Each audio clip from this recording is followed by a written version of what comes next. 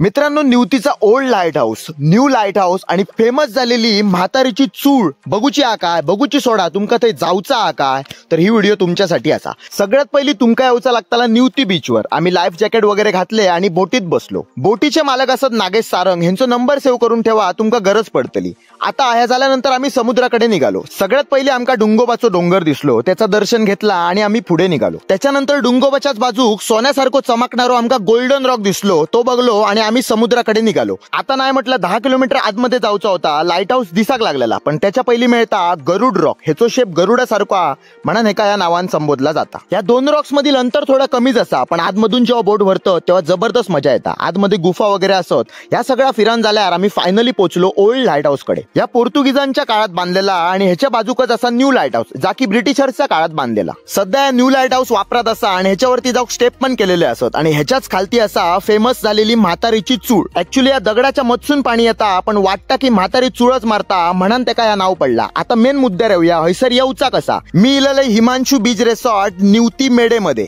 हे पूर्ण पॅकेज देतात. ह्यांच्याकडे एसी आणि नॉन एसी रूम असत. जर तुम्ही ग्रुप मधसून येतात तर त्यांच्याकडे एक मोठं रूम पण असा, ज्याच्यात 10 ते 12 जण राहू शकतात आणि पुढ्यातच बीच असा, त्यामुळे बीच व्ह्यू मिळतो. जेवण नाश्त्याची उत्तम सोय असा. तुमका व्हेज नॉन व्हेज होय ते मासे हैसर मिळतले. खाली मालकांचा नंबर असा, येऊचा असा तर कॉल करा. बरं रे बाबी.